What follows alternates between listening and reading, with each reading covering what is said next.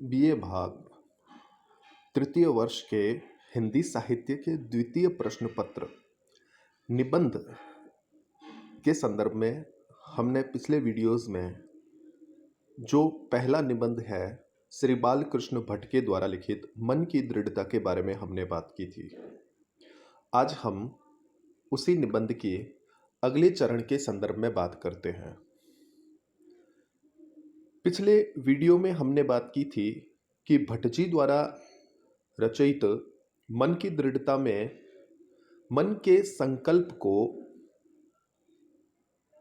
किस तरह से प्रस्तुत करके हम अपने कार्यों में सफलता प्राप्त कर सकते हैं। यदि हम पूर्व धारणाओं को छोड़ दें, जिस तरह से गधे को पीटकर हम घोड़ा नहीं बना सकते, लेकिन फिर भी हमारे मन की दृढ़ संकल्पनाओं के द्वारा हम किसी भी व्यक्ति की सोच को परिवर्तित करना चाहे तो कर सकते हैं,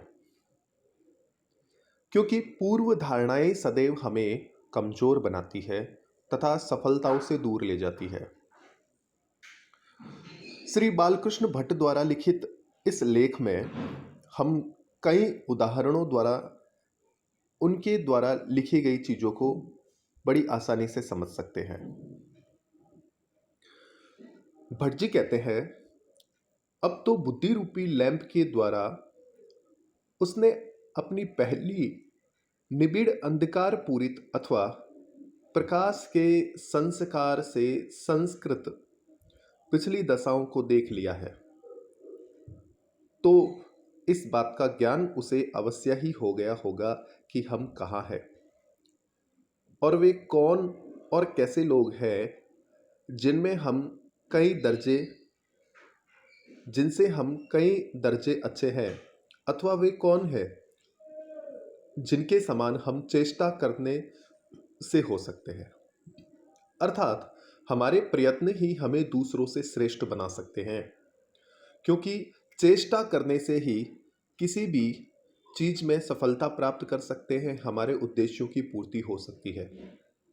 और यह सब कोई छोटी बात नहीं, क्योंकि यदि हमसे कोई पूछे कि प्रशंसा का मूल आप किसे कहेंगे, तो हम यही उत्तर देंगे कि प्रशंसनीय केवल वे ही है जिन्होंने दीर्घ काल के अभ्यास और प्रयत्न से कुछ प्राप्त कर लिया है। इस संसार में प्रशंसा के योग्य वो ही व्यक्ति है जिसने मेहनत की है, मन को दृढ़ संकल्पित किया है और उस दृढ़ संकल्प से अपने उद्देश्यों की प्राप्ति की है। उसे ही हम क्या कहेंगे? प्रशंसनीय कहेंगे। और प्रशंसनीय लोगों का मूल क्या है? उनकी मेहनत है, उनके दीर्घकाल यानी लंबे समय तक का अभ्यास और प्रयत्न है।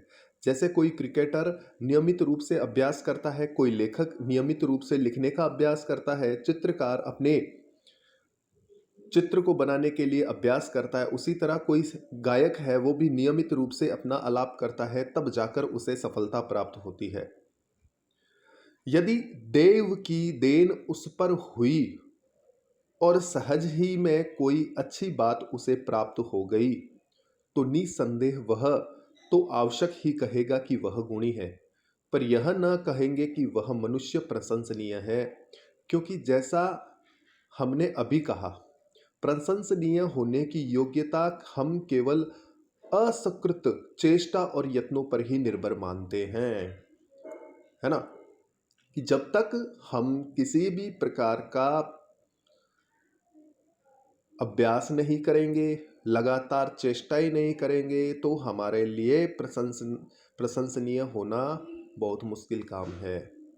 क्योंकि कोई एवं चीज प्राप्त होती है, किसी भाग्य के द्वारा चीज प्राप्त होती है, तो वो प्रशंसा का कार्य नहीं है, ईश्वरीय देन है। ईश्वर की देन से स्वभावतः प्राप्त गुणों की अपेक्षा चाहे असकृत चेष्टा और अभ्यास द्वारा प्राप्त गुणों में वैसा तीखापन न हो, पर विचार की गंभीरता इस प्रकार के गुण में अवश्य होगी, और यह लाभ किससे कम है। यानी ईश्वर के द्वारा दिए गई हमें संपत्ति जो है वो विशेष जरूर है, परंतु आनंद उसमें उतना आएगा जो हमें अभ्यास के द्वारा मिली है। इस बात से स्पष्ट है कि स्पष्ट करने को हम कवित्व शक्ति का उदाहरण देते हैं।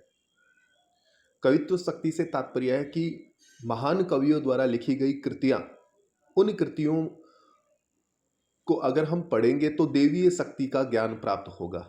लेकिन कुछ ऐसे कवि भी हैं जिनको देवीय शक्ति प्राप्त नहीं, लेकिन उनके निरंतर अभ्यास ने उनको महान बना दिया।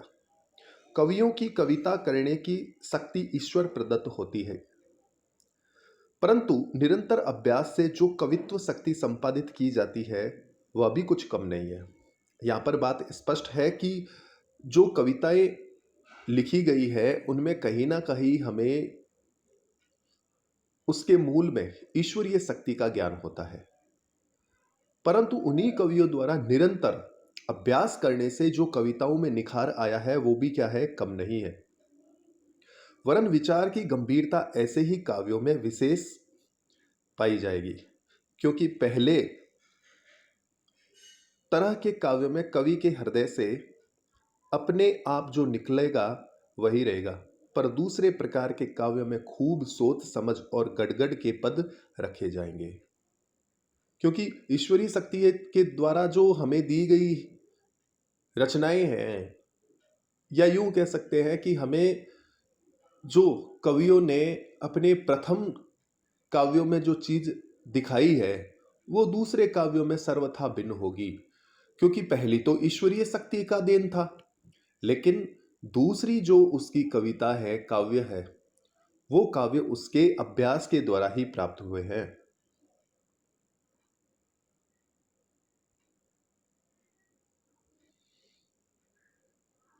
कहां तक तब वे पद सार गर्भित न होंगे। संस्कृत के महान कवि मम्मट भट्ट की कारिका से भी यह बात सम्यक व्युत्पादित होती है।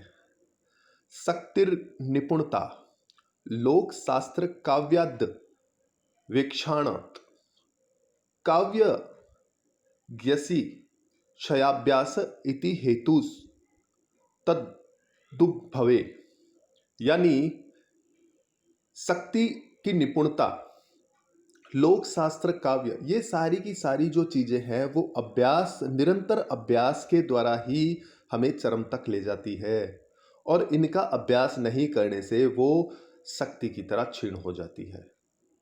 महान कवि दंडी ने भी यही बात कही, न विद्यते यद्यपि पूर्व वासना गुणा निबुंदी प्रतिमान भूतम श्रुतेन यत्नेन च वायुपासिता ध्रुवम करोत्येव कमप्यणिप्रहम तदस्त तद्र रनिशम सरस्वती क्षमा द्रुपाशा खलु कीर्ति मी सुबि कृषे कविते अपि जनाः कृत श्रमा विद दगत गोष्ठीषु विहतुर्मीशते, यानी निरंतर अभ्यास करने से ही हमारी विद्या, हमारे गुण, हमारे प्रतिमान, ठीक है ना, ये सारे के सारे विकसित होंगे। सरस्वती के जो अखंड भंडार है वो भी निरंतर खर्च करने से ही बढ़ेंगे। इस स्थान पर अगर हम बात कहें कि सरस्वती के भंडार की बड़ी अपूर्व बात, जो खर्चे त्यों त्यों बढ़े, बिन खर्चे कटी जात, यानी सरस्वती का जो भंडार है उसकी विशेषता क्या है कि निरंतर उसे खर्च करने से ही वो बढ़ेगा। अगर हम उसको संचयन करके रखेंगे, यानी उसे हम खर्च नहीं करेंगे, तो घट जाएगा। अनभ्यासे विषम विद्या यहाँ पर सार्थक होता है। कहने का प्रयोजन यह है कि नाना प्रकार के गुणों में मनुष्यों की असमता में विधाता का विषम भाव ही कारण है, परंतु इसके साथ ही यह भी मानना पड़ेगा कि विधाता की विषमता से जो भांति भांति की त्रुटि संसार में देख पड़ती है, उसका पूरा करने वाला सर्वोत्तम प्रधान कारक अभ्यास ही है। जो विधाता ने नहीं दिया है वो हम अभ्यास के द्वारा प्राप्त कर सकते हैं।